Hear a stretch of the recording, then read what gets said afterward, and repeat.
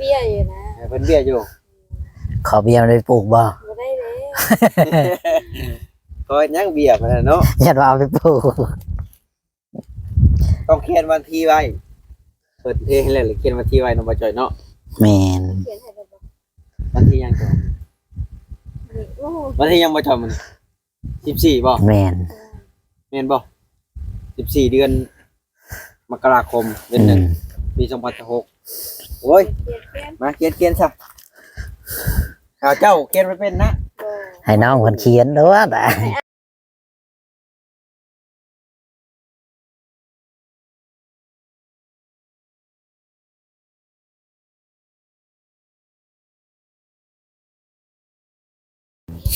สวัสดีและสบายดีพ่อแม่พี่น้อง FC ที่ฮักแพงเนาะบ่ว่า FC บางลาวบางไทยแล้วก็ต่างประเทศพี่น้องเนาะก็ยินดีต้อนรับเข้าสู่ช่องบ่าวจอยซาแนลและพ่อแม่พี่น้องเนาะวันนี้บ่าวจอยก็ได้เดินทางมากับบ่าวแอนเนาะก็มาหาทางน้องว่าจังแหละบ่าวแอนว่าน้องน้อยพี่น้องเนาะ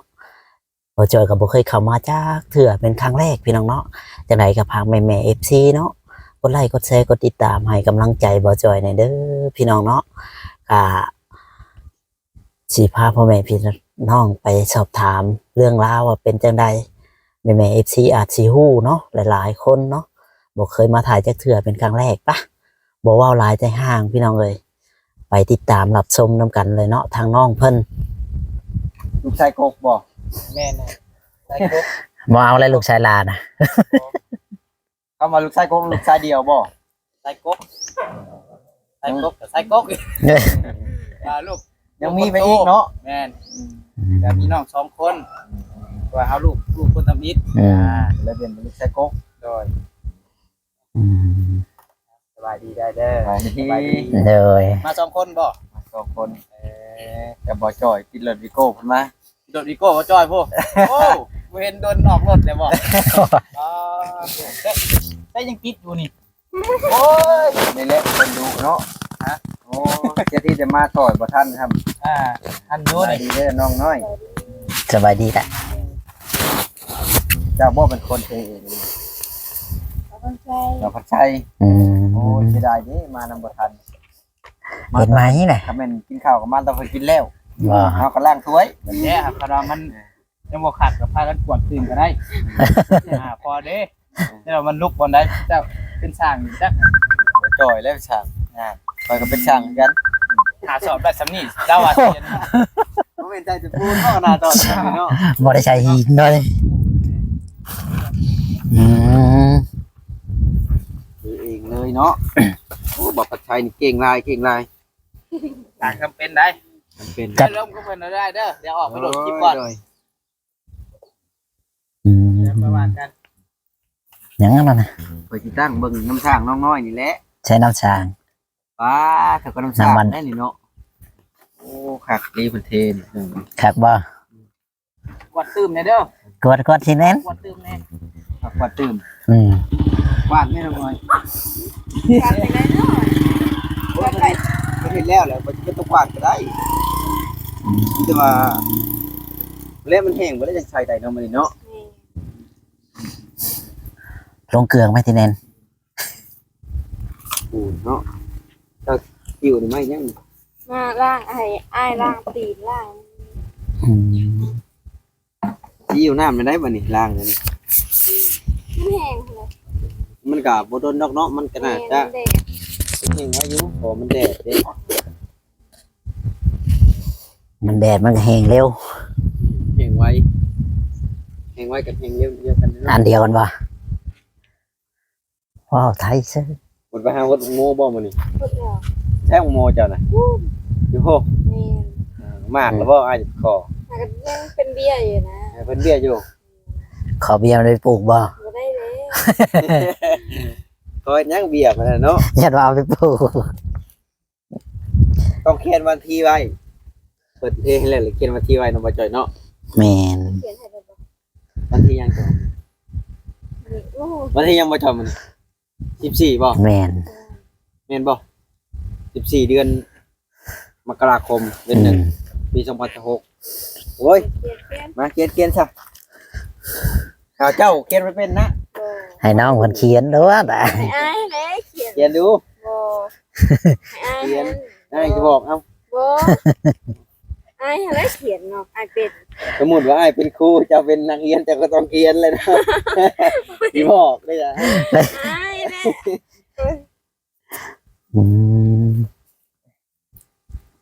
ยังคือน้องน้อยมันเกี่ยวมาได้มันจะเปียก มัน เปียกแห้ง ให้มันแข็งก่อนจักหน่อยหนึง แต่มันกระด้างโตกว่านี้ก่อนว้าวอ่านว้าวเขียนบ่เป็น นี่ เราเขียนเป็นอยู่เราก็อยากให้เจ้าเขียน นี่น้องตัวใช่นะนี่ตัวใช่น้องน้อยตัวใช่อีหลีมีผู้ใดมาหาหรือบ่มื้อนี้ ใช่กระเบาไล่ หาก็มีแต่สองคนนั้น นี่ นะเพิ่นยังบ่ทันเข้ามา นี่ เสียดายเด้มาบ่ทันกันพันละเฮาเทให้แล้วเนาะบ่เจ้าเนาะ ไม่อายมาซาแล้วโอ้ย มาซ่าเกินไปแล้วบาดนี้ แม่นมาพวกอันเจ้ากินข้าวกับอายพวกอายสิมาตอนล่างถ้วย อืม เอาบ่ทันตอนอันแต่ล้างถ้วยล้างถ้วยก็ล้างบ่ได้อีกเด้บัดนี้มีน้ำล้างน้ำบ่ได้ไปปะเซ่ไว้ มันยังบ่แห้งดิ เขาก็ไปเอาน้ำบัดอื่นมาให้อายล้าง สิใช้น้ำบ่อื่น ไอ้ห้วยห้วย เอาแถวนี้เป็นห่วยบ่ นี่ อันนี้บ่อ๋อจะอยู่กับผู้ใดนี่จะคนอยู่ อยู่กับพ่อแม่เพิ่นเนาะ สองคนนี่ พอเมื่อบ้าน อ๋อ เนี่ยไข่ อืมอืมอืม ไข่ พี่น้องเจ้าจะคนมีบ่ มี6 คน อ๋อ เสียชี่เหลือสองอ๋อจะเป็นคนกกบ่ ลูกล่า ลูกหลานนี่มูลหลายเนาะ อ๋อหลายเลยผู้ใดเป็นทงนะ ปกติคนลูกหลานนี่หน้าก็หลายมูลก็หลายเด้ มุนวางหลายกว่าโมเด้ มันก็ดีคือกัน เงาะแม่ลูกหลานมูลหลายบ่เจ้าอ่ะบ่มี ลูกหลานหน้าขอนบ่โอ้มันก็ลุบแล้วซะนี่ แต่ก่อนได้แต่ก่อนลูกหลานนี่หน้าลายทุกสิ่งทุกอย่างนี่ความงามแม่ก็มอบให้ลูกชาวหลาเบิดขอลูกคนสุดท้ายแล้วหั่นนะ น้องเพิ่นแดดก็ มาตกอยู่เจ้า น้องแอนน้องเพิ่นแดดก็ไปจัก โอ้ยกระแดดที่คันนี้ อายจุบหมวกเลยน้องบ่ได้มีหมวกเลย เออพาน้องเพิ่นเข้าห่มนี่บ่ได้ยืนตากแดดว้า เอาไปเลยๆเนาะ อืมเออ ใครเยอะ อืม ใครบ่บ่สิ ใครเยอะ เจ้ากระแดดบ่น้องน้อย ไปหายังไปขายมื้อนี้นะ บ่มี บ่มีบ่ได้เป็นเรื่องเครียดบ่ บ่ได้มีเกียรติบ่ บ่ได้ประกัน3-4มื้อ แต่มีเกียรติอ้ายชื่อเอา เดี๋ยวอ้าวว่ะ สิพาตอนนี้บ่ไปอ้ายจะไปนำ อายหาได้น้องสิเป็นยำกล้องแหละยุบกล้องแหละอายเป็นคนหา ก็ได้ก็หานํกัน หาได้เด้บัดนี้เนาะ มันพูดยุบกล้องได้บัดบ่มีอายนี่แหละบ่ยุบให้ บ่ให้บ่จอยให้ บ่ บ่จ บ่ อย หาสิยุบอายเป็นคนหา เออ ก็ได้ถ้าก็ได้โอ้แต่ให้ไม่เห็นหน้าเจ้าได้เจ้าก็ยืนนี่พี่ ได้ได้ ไปเอาอันนั้นค่ะ บ่มีดอกแถวนี้เขาบ่ห่วย อืม เอาไก่ เอ้าแถวนี้บ่มีนะอ้ายบ่ห่วยแถวห่วยเขาต้อง ไปหาแต่ละเถื่อก็ได้หลายบ่ บ่หลายมื้อได้มื้อบ่ได้ อืมแล้วแต่หมานเนาะ แม่ หมานไผหมานมัน เอาไก่ปิ่นกล้องไปมาทางน้อยหนึงแน่เห็นมันสองคนนะพอพี่พอปิ่นใช้น่ะอุ้ยบักงูกล้องนี่แน่หน่อยก็ได้ คือมืดคือลือแท้ เอากันผู้ดำเนาะ แม่ อยู่ห่างนี่ถึกแล้วสว่าง เห็นมา โอ้ย ดอก เป็นมือชองอยู่บ่ เออ อันนี้เป็นมือกล้องกองฝากเขายังบ่ได้มาให้น้องเพิ่น อีหยังแล้ว มีตัว พาไปน้ำบ่พาคอยน้ำบ่ บ่แล้วให้เจ้า เราทุนอยู่แล้วนี่ อีหยังเด้เนาะ อมยิ้มก้อนหนึ่ง น่าอุ้ยมีหอยยิ้มแล้วบัด ชื่อนี่ใช่ปะ รถไผน่ะอืม อมยิ้มลายปากแตกนะคอยปากแตก นอนอยู่นี่บ่แต่ละมึงเออบ่ได้เข้าบ้านจักเทื่อบ่อยู่บ้านบ่มีแบบเพื่อนชานตัวเองบ่เออมีแต่แบบว่าอยู่ให้อยู่นาแบบนี้แหละเนาะไปลินน้ำไผชาแต่ละเทื่อบ่ได้ลินมีหมู่มีพวก บ่มีมีแต่ ไปหาคุดเกียนหาแนวขาย ไปกับแม่อ๋อผู้เดียวก็ไปบ่เนาะ น้องคนดูเด้อบ่จอย แม่นคอยเห็นอยู่ มีเพื่อนเจ้าน้อยเพิ่นอยากจะดีสั่งให้คนมาให้เพื่อนน้องเพิ่นทำเด้อ บ่ โอ้ยว่ามันนี่ขอให้ผู้อื่นได้แค่นี้เนาะ เนาะโอ้หันได้นี่ก็เฮ็ดให้ลีแล้วบ่จอยเนาะ แม่น ว่ามีผู้ใหญ่เฮาทำหน้าที่เป็นสะพานบุญนั่นนี่เขาให้ถ้าสมมุติว่าเฮ็ดอยู่ที่บ่หรือเขาอยู่บ้าน เฮ็ดอยู่นี่แบบมันบ่มีภัยบ่มีหยังแบบคนมาอีหยังเฮามีเฮือนเฮาก็สิย่าน อืม พวกที่หลักนี่นะเฮาก็อยู่ไกลหมู่เด้อบัด การเดินทางกับทางยากเนาะ แม่น ยามคนมันออกได้บ่นั่น บ่ได้แบบ บ่เปื้อน มีเวียกมีหยังเฮาก็สิบ่ฮู้นะอยู่บ้านแบบเฮาอยู่ไกลหมู่โพดนะ อืม มีงานหยังเฮาก็สิบ่ฮู้ ถ้าเป็นไปได้ก็จะได้อยู่บ้านพุ่นเลยเนาะ แม่น บ่ได้ไกลหมู่ไกลครู ตอนนั้นเราไก่มุง อันนี้ไกลหมู่ไปเข้ามาเมื่อเขาลงทะเลรอบว่าออกไปตั้งรักไหมคนบ่เคยเข้ามาดิมีเข้ามาก็บาย บัดได้ของไปขายในย่างไปบ่จักสมูงไปฮอดพุ่นน่ะ งงก็เครียดตายเลยนะ เขาเขียดตายเด้อว่าจ้อย มันฮ้อนแดด เออหาบย่างไปโลดอืมก็ถือว่าไก่อยู่เลย คอยว่าสิลบคืนได้กินไก่เด้ โอ้ยลบไปได้ ง่วย คอยเคยเข้ามาอยู่ทีหนึ่งเนาะจะซองได้เข้ามาเนาะจำได้บ่จำบ่ได้ทำ คนขี้ร้ายเพิ่นจำบ่ได้ จับกล้องให้มาใจเงื้อเนี่ย ถ่ายให้มันจบก่อนฉัน เราหยอกน้องเพิ่นไปเรื่อยๆ นั่น เนาะ แหละเพิ่น แม่ น่ะ นจะได้เบานิ้วเพิ่นแหละ อืม มักเบานิ้วดี เออ คนที่จะไล่เขา จะบ่มักบ่เบาแอนนี่ มีครอบครัวแล้ว โอ้ ในแล้วเมื่อหันเพื่อนคุ้มตาแล้วเขียวเฮ็ดนั่นแหละ เออ แล้วมันยังกูตาเขียบ เมียซอกคุ้มตาเฮ็ดนั่นแหละบัดเพราะฉะนั้นโอ้ยไปเฮ็ดได้อีกก็ได้บ่ได้เด้ อืมแต่ว่าเจ้านี่อยู่ให้อยู่หน้าประจำเนาะแบบว่า บางเทื่อนี่ยันบ่พอแล้วเราไปหาอยู่หากิน 2-3มื้อแล้วบ่ได้ไป เออช่วงนี้นะอยู่บ้านอยู่เฮือนอยู่เถียงนา ตลอดเนาะไปเฮ็ดเรื่องเฮ็ดงาน น้ำสร้างนี่เพิ่นก็หาซักให้ใหม่บ่ แม่น เออ เพิ่นบ่ได้อันนั้นน้องน้อยมือจกลงเลยมือจกลง แม่น น้ำเซ้ย ปาเถอะ โอ้เป็นไปได้กับเทกเอาแล้วบัด จะบ่ได้ฟันล้มเพิ่น มันเห็นบานิ้ว อันนี้บ่นิ้ว แม่ อันนี้เล็กเห็นเบอร์ บ่เละเนาะเห็นหน้าคนฮักแล หักอะไรนี่ แม่น โอ้ย FC โอ้หักแล้วอันนี้เนาะ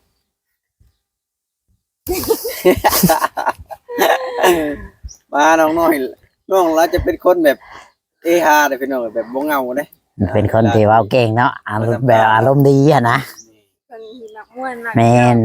มักหยอกมักงิบเว้ามักงิบมักหัวนะเป็นคนที่ว่า เขาคนง่าย แมนต้องเว้ากับน้องเพิ่นเก่งๆเด้จะเข้ามาหาน้องเพิ่นคือค่อยนี่แล้วเว้าบ่เก่ง เขาเว้าหยอกตัวปูปลาไปนี่แหละ ก็ได้เฮฮาแบบมีซีมีสันแบบเอฟซีเบิ้งนะ อืมมื้อนี้กินข้าวกับหยังน้องน้อย เข้ากับ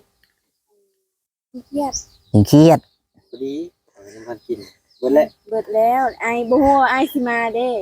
อ่า ใครอยู่น้องนอนบอกว่าเรือแต่ปิ้งมัน เรือแต่ไม่หีบ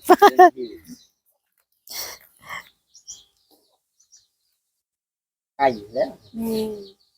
ไก่เฮาแล้วได้หั่นเลย อันเด็ก ในลูกทีลีเนาะ ได้ แต่มาเลี้ แล้ ยว ง ก็16 17มันตายคาโบ เออ ลูกมันก็หลายเนาะ มันมาลง ไก่นี่ลูกทีลี ลูกหลายเนาะ อืม ไก่แจ้บอกว่าลูกมันหลายจ้ะ ลูกดก ไก่ลูก กับเบิ่งเฮาแน่ก็คือกันกับคนนั่นแหละ อืม ไก่แจ้ คือกันกับเราได้แล้วอ่ะ คนเฮากับคนกับไก่ก็คือกันเด้ คันเราได้มีครูนี่คือสิได้ลูกดกคือกันว่าจ้ะ โอ้ยไป เอาที่กว่าคนมันตายเนาะ บ่หยอกน้องวันนี้พี่น้องอย่าหาอยู่เด้เราลิ้นเราหูกันมีงัวควายจักโตน้องน้อยจ้ะ3ควายก็3บ่มี อะไรมีแต่งัวเนาะ นั่นคืออย่างงัวเถิก บ่มีเงินซื้อว่าแม่เลย โอ้งัวเถิกมันแพงตัวเนาะจอดบ่จอด บ่แพงเด้บ่แพง ซื้อ บ่แพงนะงัวเถิก งัวคู่มือมันบ่แพงดอก บ่คือตะกี้ ตัวปลูกงัวเถิกไว้ ซื้อไปหาแม่เฒ่า อืมขายเขียนเนี่ยบ่หาเงินซื้องัวนะบ่ธรรมดา เก็บ10เก็บ5ไปนี่แหละ เก็บสิเก็บห้าเช้าบ่เก็บบ่ เก็บคือกันแต่มันบ่มีซาวเด้บ่มีซาวเก็บ10เก็บ5 อืมเก็บบัตรเก็บเท่าไรเก็บ50บาทนี่ อ้าว บ่สิให้เลือกเนาะเพราะว่าเก็บ10เก็บห้า เอาเฮามี5มี10เฮาก็เก็บไว้ แต่ใบเช้าเราบ่เลือกได้เลย แม่นบ่ล่ะ แม่ เด้อเจ้าต้องเอาใบ5กับใบ10แล้วสิเลือกตัวใด นี่เพราะว่าค่อยต่อยก็ให้เลือกเก็บ10เก็บห้า เออใบเช้านั้นเราบ่ต้องการ แม่น ถ้าสิให้เลือกเบิ่งเก็บ10เก็บห้าว่ะ เจ้าในใจเจ้าเราว่าเจ้าว่าเราสิเลือกตัวใดล่ะ ค่อยว่าต้องเลือกใบห้า อ้าวแต่ก่อนเฮามี5มี10ใช่ป่ะเฮาก็เลือกเท่านั้นให้เลือกก็เลือกใบสีแดงให้เนาะ น้องแล้ว10เก็บ5 เก็บ10เก็บห้า เราสิเก็บ บ่อยากเก็บบาดนี้เอามาจ้อยปิดกล้องให้ลงมา บ่ว่าดอกสิเอาตำเอาลงกินดินปานนั้นบ่เอ้ย เอาเก็บเนาะอะไรมา ให้เราเลือกตัว บ่ก็อยากให้เก็บ โอ้ย เก็บ10เก็บห้าเนาะเก็บ10เก็บห้าถ้าอย่าให้เก็บเราจะเก็บตัวได้บัดนี้ เดี๋ยวเก็บที่แหละเนาะ เอาคือว่าเก็บตัวละ10ตัวละห้า เอาเฮามีสำนักเฮาก็เก็บสำนักแต่เฮามีหลายแต่ว่าอันนี้มีหลายเฮาก็เก็บไปนี่ เจ้าเก็บหมดบาทเดียวโลด แม่ซะบ่ เออ แต่ว่าแล้วก็ เราออกหมดบาทนี่เก็บไปหมดบาทเดียว ว่าคนบริเฮียนบริจักมา10ไปห้า บ่ฮู้จักคือกันเด้ เจ้าว่าน้องน้อยบ่ได้เฮียนข่อยว่าเราเฮียนอยู่ เฮาก็บ่ฮู้จักแต่เฮาเอาเบิดได้บ่ ได้อย่าเบิดบ่ เอาเบิดแล้วเนาะ ถ้าจะได้เบิดก็ให้เบิด ใจเด้อ โอ้ยเด้อ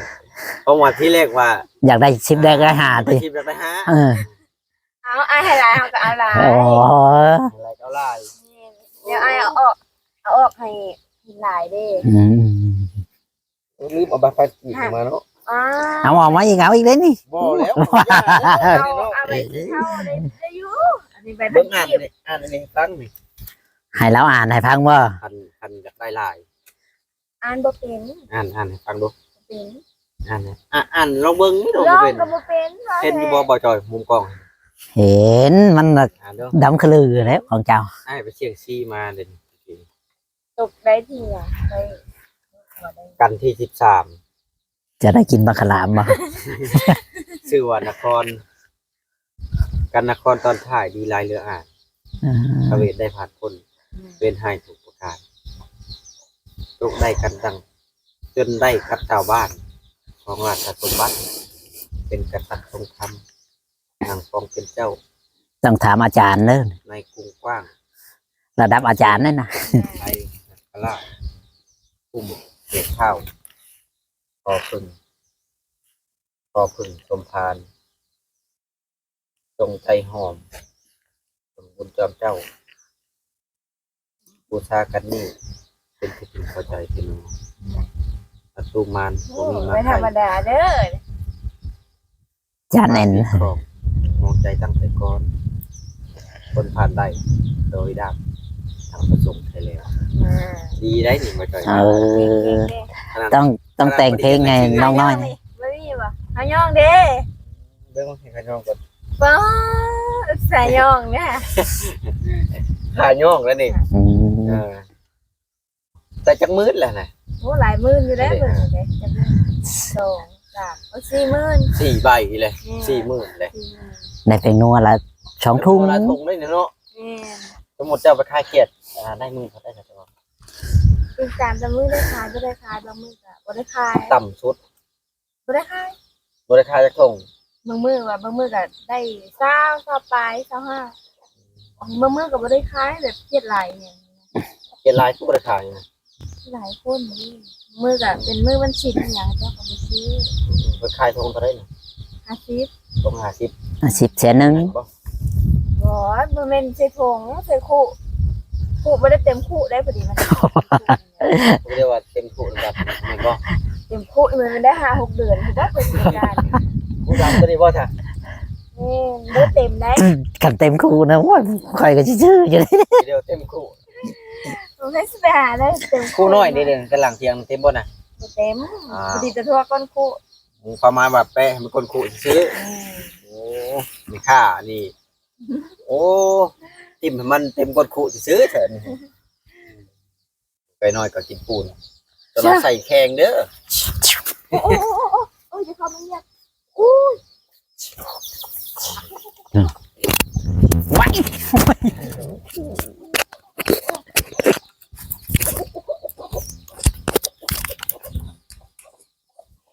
น้องน้อย ว่าสิเอานมให้น้องมาแทนเอาไปน้องซื้อนมมาแพ็คหนึงกับ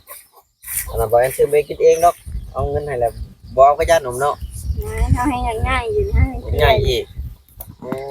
อยากกินเนอะ โชว์ฉัน ให้กินให้มันสูงกินนมได้ยังไงเว้ย บ่ต้องเอาปิ้งเครียดมาแลกนะ เดี๋ยวเทื่อหน้าก่อนมื้อหน้า จักปีได้เจ้าล่ะ15โอ้ยังเรายังกินใหญ่อยู่จ้ะ มันสิใหญ่อยู่บ่ นี่นั่นแหละอยากกิน ปิ้งก็ค่อยขึ้นมาในบ่จ้อย จอต่ำของตะกอง แต่อยากเห็ดสูงๆว่าจ้ะ บ่ดูทีแล้วนะคนสูงเนาะพอไปคนสูงคนนี้ซุไม่ให้เพิ่นก็ไปทำมาอยู่บ่เนาะเพิ่นน่าจะทำมาตัวแรงๆเนาะผมเคยทำมาส่วนแรงเอาพัดเข้ามาบ่สิทำมาพัดออกมือใหม่พุ่นแหละมือก็ได้บามือ1 2มือพุ่นแหละ มือใหม่สิมึงอ่ะสิอยู่น้ำลาวบ่น่ะ โอ้อยู่จะไปนอนไสน่ะ นี่โอ้ ไก่มันก็มักมาเหยียบมึงในแต่หอยไก่นะออกเลยไก่นี่แหละมึงเนี่ยเบิ่งครั้งแล้ว ซื้อเลยเริ่มแรงอันนี้ สิเลย มั่นใจทำจักเปอร์เซ็นต์น่ะ 100% ถ้าได้ซื้อเลยไก่นี่ว่ามุ้งให้เลยน้ำบาดาลนี่ผมเลย ขอให้ได้เลยแม่เนาะ ซื้อเลข6ตัวจะ5,000 จักชื่อหรือบ่ ซื้อมันเอาบ่ค่อยถือได้บ่จอย ติ บ่ถือตัวหนึ่งบ่ถือเอามาจะได้มีแต่แม่กินสะม้อยว่าล่ะลูกแรง ขนาด2ตัวมันยังบ่ไกลยังสิอยากได้6ตัว ลายได้ ซื้อบัตรเดียวอย่าให้คุ้มเลยอ่ะ นี่แหละมันซื้อลายปานนั้นโอ้ยซื้อรถจักรน้องน้อยขับคายเกียดพุ่นซื้อลายปานนั้น อืม ไหนเลยนะการหนึ่งแต่ต้องบ่ถึกนั่นหลายกว่าตอนนี้นะ คำมาก็นอนหน้าแรงมาก็นอนหน้า แล้ว นนตนาเนี่ยบ่ได้พวนหมู่เลยนนตนา ยังมาฮอดเนื้อคู่เด้ แล้วมีอยู่ ไอ้มาแย่กี่ซี่เลยจะได้เป็นครูเอามาอยากเป็นครูน้องน้อยมาหาแย่กี่ซี่แนวนาเราเด้อพี่น้องเด้อแย่เวียนไปเวียนมาในนาเรานี่แหละ เวียนมีบ่มีก็ให้เวียนนะเผื่อเป็นเนื้อคู่ เวียนไปเวียนมาอยู่นี่แหละคือพอมาเวียนน้องน้อยนะพี่น้องเบิ่งเอาเด้อ FC คนใดยังโสดแต่ว่าบ่แอนนี่สละชิดแล้วบ่แอนบ่ได้โสด เมื่อใช่ไหมว่าโสดเมียตีหูตามาแจ้งบุญซ้ำอ่ะถามตื่นกันเลย บ่กล้าเอาไปถ่ายคลิปเลยเนาะ นี่ มีแต่ผู้แหละถ้าให้ลูกบ่แอนเกิดก็ได้